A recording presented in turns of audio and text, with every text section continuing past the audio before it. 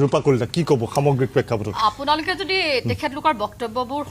শুনিলে আপোনালোকে গম পাব যে তেখেতলোকে কেনেকুৱা বিভেদকামী কথা বতৰাৰে আৰম্ভ কৰে তেখেতে বহুকেইটা কথা কৈছে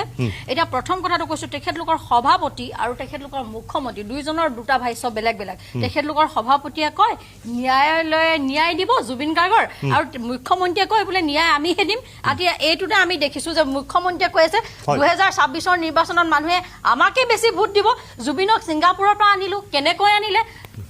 চাৰ্টাৰ্ড ফ্লাইটত আনিম বুলি কৈ পেলাই কিহত আনিলে আমি দেখিলো আৰু লাগে জনা জেগাখিনিত জুবিন গাৰ্গক লৈ আহিলে ইমান ধুনীয়াকৈ অন্ত্যেষ্টিক্ৰিয়া কৰিলো কি ভূপেন হাজৰিকাৰ অন্ত্যেষ্টিক্ৰিয়া তৰুণ গগৈ চৰকাৰে কি কৰা নাছিলে নেকি সেইটো সময়ত জুবিনৰ ন্যায় দিম জুবিনৰ ন্যায়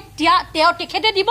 নে ন্যায়ালয়ে দিব আকৌ তেখেতে কৈছে চাৰ্জশ্বিট দাখিল কৰাৰ পিছত তেখেতে পদপথত ন্যায় বিচাৰি নামিব এনেকুৱা কি অদ্ভুত ধৰণৰ কথা এই মুখ্যমন্ত্ৰীজনে ক'বলৈ লৈছে আমি আচলতে নিজেই ভাবিছো আচলতে কোন সেইদিনাখনি কৈছে কংগ্ৰেছৰ বোলে লোকসকলৰ বোলে স্ক্ৰু নট ঢিলা হৈছে এটা নটটো কাৰ ঢিলা হৈছে আমাৰ আচলতে খেলি মেলি লাগি গৈছে আচলতে তেখেতলোকৰ গোটেই চিষ্টেমটো ঢিলা হৈছে তেখেতলোকৰ তাত মিঠাতেল দিব লাগিব আৰু মিঠাতেল ক'ৰ পৰা আনিব সেই যে গুজৰাটত যে তেখেতৰ পত্নী কিবা জড়িত হৈ আছে ধনুকাৰ লগত তেনেকুৱা কোম্পানীৰ পৰা মিঠাতেল আনি তেখেতলোকৰ গোটেই চিষ্টেমটোৰ নট বলটোত আচলতে মিঠাতেল দিব লাগিব তেতিয়া তেখেতলোকৰ কথা বতৰা চব ঠিক হ'ব এতিয়া এখেতে ক'লে যে জুবিন গাৰ্গক বোলে জুবিন গাৰ্গে বোলে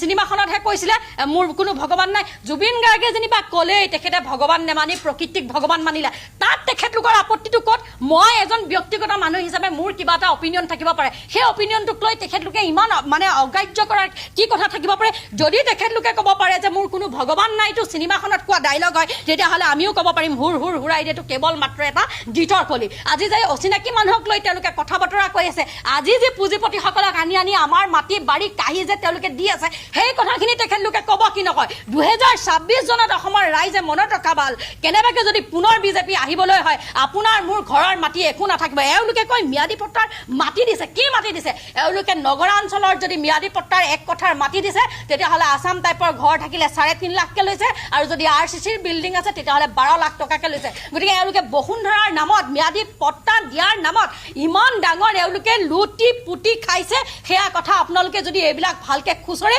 তেতিয়া আপোনালোকে কথা গম পাব আৰু তেওঁলোকে এই হিতাধিকাৰী আঁচনিৰ কথা কয় মই পুনৰবাৰ কৈছো 1,83,000 কোটি টকাৰ ঋণত আমাক ডুবাই লৈ এওঁলোকে কয় নিযুত মইনা দিছো অৰুণোদয় দিয়ে কংগ্ৰেছে কি কৰা নাছিলে নেকি কংগ্ৰেছৰতো বিভিন্ন ধৰণৰ আঁচনি আছিলে ৰন্ধন জ্যোতি বয়ন জ্যোতি ধৰ্ম জ্যোতি কল্পতৰু আঁচনি কি দিয়া নাছিলে কংগ্ৰেছে এই তাত সকলোতকৈ ভাল কাম আজি মই আপোনালোকক এটা কথা বুজাই দিব খুজিছো আপোনালোকে ভাল আৰু বেয়াটো অসমৰ ৰাইজে নিৰ্ণয় কৰিব এওঁলোকে কৈ আছে আমি 1250 টকাৰ অৰুণোদয় কৈছো আমি কৈছো সক্ষম মহিলাসকলক বহি 1250 টকা দিয়াটো ডাঙৰ